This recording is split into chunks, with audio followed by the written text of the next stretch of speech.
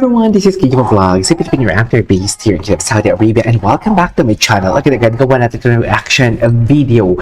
Ang Barda compilation, at sabi ko nga sa inyo, brace yourselves kasi andito tayo sa TikTok kung saan ang mga video ay ginagawa ng magandang istorya sa mga kulay. So once again, in the longer, nahuli nga naman talaga si Ginoo for today's video. Charas! Nahuli ang Ginoo natin for today's video na nasumasayaw, pero bakit parang lumalayo? Alam mo, ang analysis ko dito, may boyfriend iba si girl na kasama nila. Pero konting respeto, lumayo si David because hindi obligasyon ni David na protektahan si girl kahit sabihin mong barkada pa niya because andyan yung boyfriend. Yun lang yun. Yun lang yung analysis ko. Hindi ko yun sinabi kanina. Pero I don't wanna assume, pero yan yung analysis ko na baka naman may boyfriend si girl na kasama din ni Ginoo. Kasi di sa ang layo eh.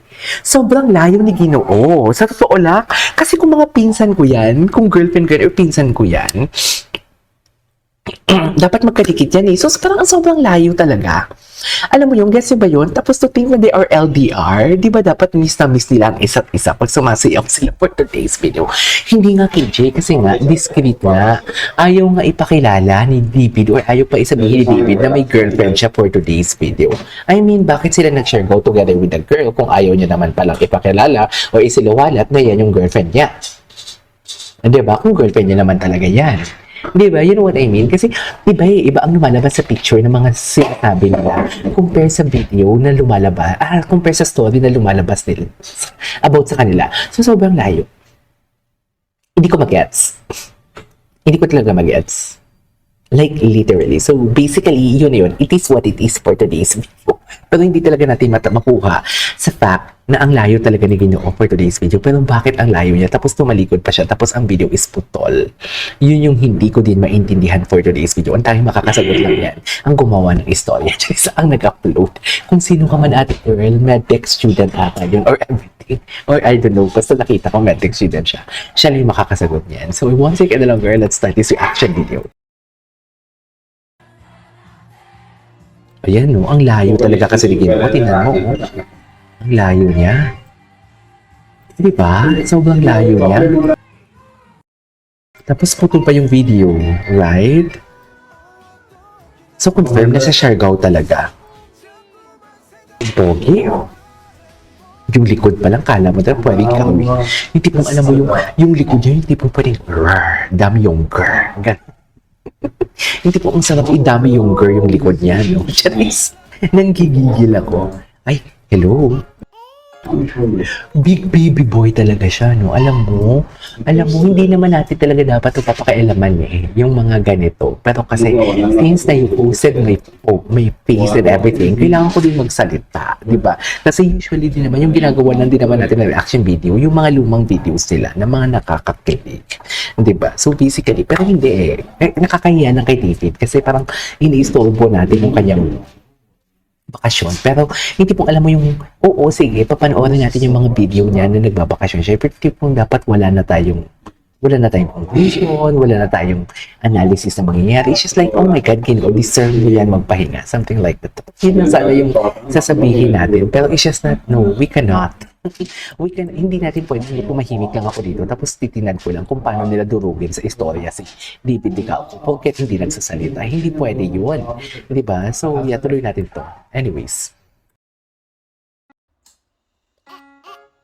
Oh, nasa vacation siya. Cutie.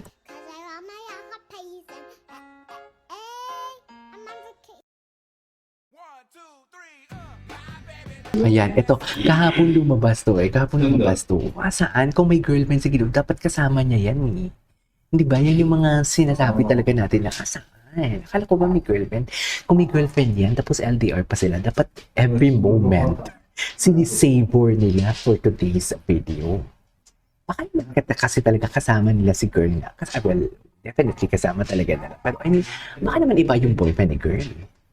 Diba? Baka naman iba yung girlfriend ni girl. What do you think?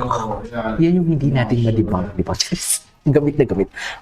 Kung sino man sa encyclopedia, alam niyo yung encyclopedia, kung ngayon may chat GPT, dapat noon may encyclopedia kami for today's video. Diba? May encyclopedia kami. So, dapat ang encyclopedia ang sumagot dito. Eme. Diba? Kasi diba dapat sinisavor talaga nila ang moment for today's video. Knowing that LDR sila ha. Knowing that LDR sila. They are in a long distance relationship. Dapat alam mo yung magkasama sila together. Kung hindi man lumabas yun si Ginoo, magkukulong silang dalawa sa kwarto. Pero bakit ganun? Hindi kasama si girl. As you claim na girlfriend ni David Licao, diyan pala mapapaisip ka na. Kasi iba talaga yung lumalabas sa mga resibo ninyong lumalabas. Tapos sa storya ninyong ginagawa niyong istorya, iba talaga. So basically, we are not convinced. End of discussion. Yeah.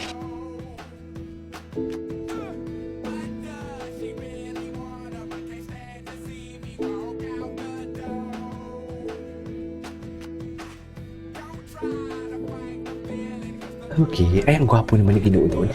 Wait, ang gwapo ni Ginoo doon. In fairness. Wait. Gwapo ni Ginoo. Kahit sober na yan si Ginoo for today's video. Sober na siya. Ano to? Ano nila? Muntik pa dyan matumba si Ginoo for today's video. Kung nakita ninyo, muntik pa siya dyan matumba. Tinan mo. Pak. Ang lalim kasi. Hindi kasi nagtitingin sa dinadaanan for today's video. Ito yung sinasabi ninyo kahapon na nagmumotor siya. May mga nakiklaim din na parang si Ginoo is somewhere is nasa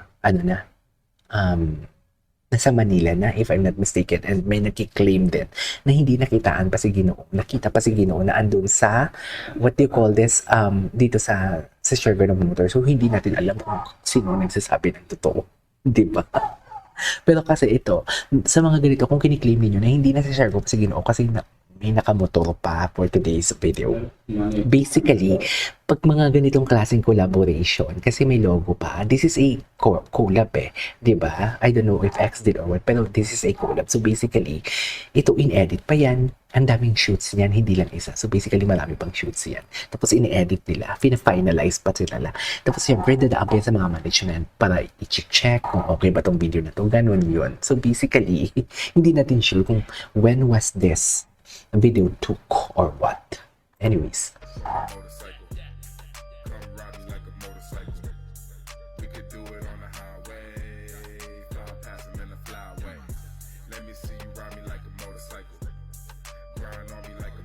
Okay. Gwapo ni Ginoo. Moreno na yung pagdating niya sa Manila. Moreno na yan. Nagdidrip siya, no? Tama. Moreno na yung pagdating niya ng Manila, for sure. Siargao in style. Ang mahal ng pamasahe sa Siargao, 30,000. Mas okay na mag-Japan ka. Ay, hello. Ito yung kahapon na hindi natin nagawa ng reaction video. Atake kayo. Ay, ba't naman ang gigigil? Ba't nang gigigil naman yung Ginoo natin for today's video?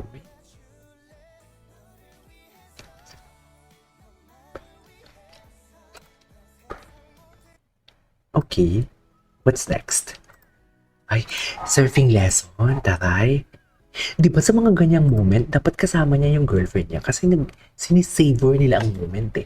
Di ba kung LTR ka, bawat minuto, ako nga pamilya ko kasama ko bawat minuto talaga kasama ko sila. Lumalabas lang ako pag tulog na sila. Minsan gabi, together with my friends. Nagna-night out ako with my friends. Pero pag umaga, hindi ko kasama yung mga friends ko.